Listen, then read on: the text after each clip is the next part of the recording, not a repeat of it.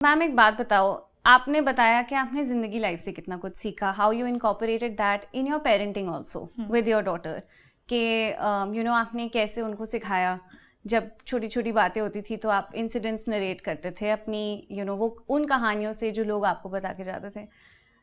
आपको आपके news room experience ने क्या सिखाया?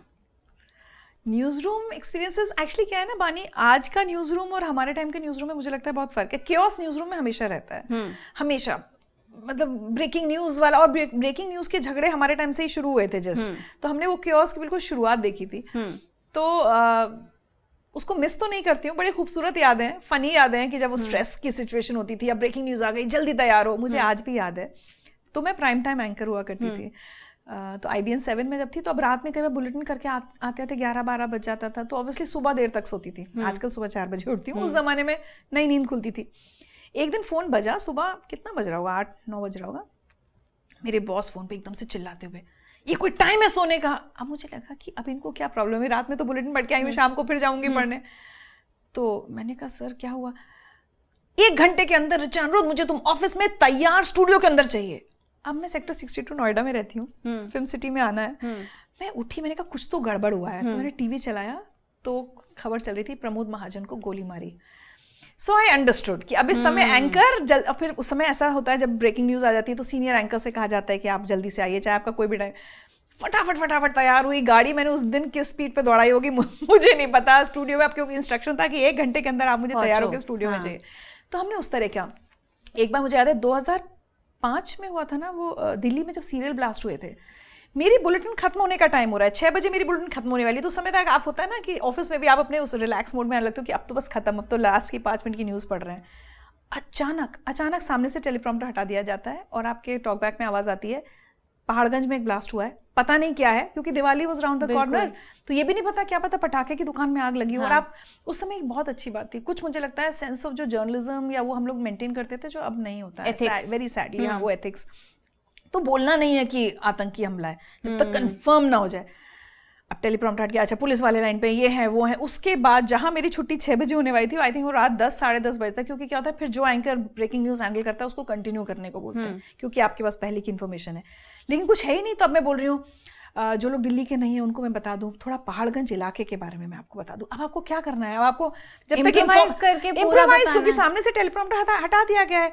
अच्छा, आपको जब डीसीपी से कनेक्ट किया जा रहा है, डीसीपी भी कुछ नहीं बोल रहे हैं, क्योंकि पुलिस भी तुरंत कुछ नहीं बोलेगी। But imagine actually that's so ethical, क्योंकि कंफर्म नहीं है, अभी तो सब न्यूज़ स्पेकुलेशन पे चल रहा है। तो मैं, और फिर भी मैं बोल, अच्छा अब अभी क्या होता है, एंकर्स ऐसे चिल्लाते हैं जैसे बॉम्ब ब्लास्ट स्टूडियो में हो गया हो। हमारे टाइम पे था, मैं उनसे सबसे कह रही थी, देखिए अभी पैनिक मत कीजिए, अगर आपका कोई अपना कोई बाहर गया है तो उनसे कहिए घर आ जाएं, घबराने की जरूरत नहीं है, अभी कोई पुख्ता जानकारी नहीं मिली। तो कंटिन्यूसली आई वाज, जैसे होता है ना, संभाल रही हूँ कि हमारी ऑडियंस कोई बच्चे हैं जिनको संभाल के रखना है। और 10-10:30-11 बजे तक मैं एंकरिंग कर रही थी। उसके बाद हुआ कि सडनली हुआ कि फ़ोन आया कि सरोजनी नगर में भी ब्लास्ट हो गया, फिर गोविंदपुरी में बस में बम मिला है। तो ऐसे कर करके तो उन्होंने फिर एंकर ही चेंज नहीं की। तो वो सारा केओस मैंने अच्छे से जिया हुआ है, रिजिलिएंट बना दिया न्यूज़ रूम ने आपको। बट कभी कभी ना एक और चीज़ होती थी, कभी कभी मुझे लगता था हम इनसेंसिटिव होते जाते हैं। जैसे क्या होता है जब हम हेडलाइन पढ़ते हैं, आप जस्ट इमेजिन दिस, क्योंकि मैंने एक दिन बैठ के सोचा उस बारे में। जब हेडलाइंस पढ़ते हैं तो स्पीड में पढ़ते हैं, तो सपोज हम कह रहे हैं मनाली में बस हादसा, बस पलटी, 15 लोग गिरे, 15 घायल, 4 की मौत। मुझे एक दिन एक्चुअली बहुत साल बाद मैंने बैठ के सोचा कि 4 की मौत बोलना मेरे लिए कितना नॉर्मल हो गया है।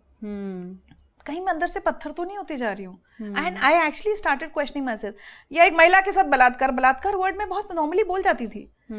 क्या एज एन एंकर मैंने फील करना बंद कर दिया है कि वो बलात्कार हुआ, एक महिला पर क्या बीती? क्योंकि वो हेडलाइन थी, मुझे तो बोल दिया, मैंने तो न्यूज़ पढ़ दी, खत्म हो गया ना।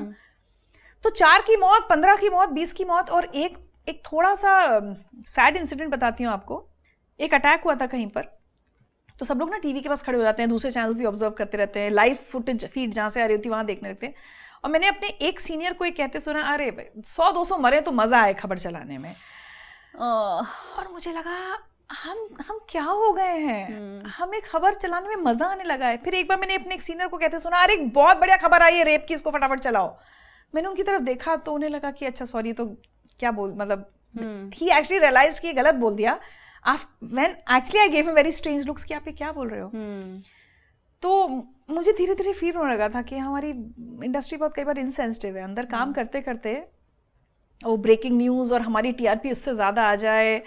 मुझे एक बार याद है सुनामी जब आई थी तो मैं सुबह एंकर थी और तब मैं बहुत नई एंकर थी।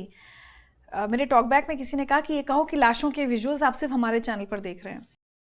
और ये मैं आपको करियर के उस पॉइंट पे बोल रही हूँ जब जैसे आजकल कुछ लोग कह देते ना आज आप बोल सकती हैं, नया नहीं बोल सकता। मैं तब बहुत नई थी और मैंने ऐसे इशारा किया कि ये मैं नहीं बोलूँगी कि लाशों के विजुअल्स आप सिर्फ हमारे चैनल पर देख रहे हैं। ये सबसे पहले हमारे चैनल पर विजुअल्स आए।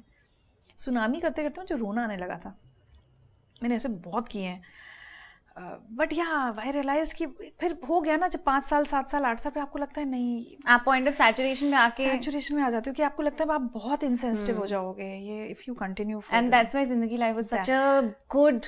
नहीं तो अगर जिंदगी लाइफ नहीं आया था ना 2007 में, मैंने 2002 में न्यूज़ पढ़नी शुरू की थी, 5 साल ही तो हुए थे, मैं छोड़ देती इंडस्ट्री। मैंने सोच लिया था, मैं फ्रस्ट्रेट होने लगी थी कि मैं क्या पढ़ रही हूँ ये गौर से देखिए इस आदमी को, गौर से देखिए इस बिच्छू को, नाग को, और ये कीजिए। मैं चली जाती। अगर जिंदगी लाइफ, तो जिंदगी लाइफ शायद आया था मुझे यहाँ मीडिया में रखे रहने के लिए।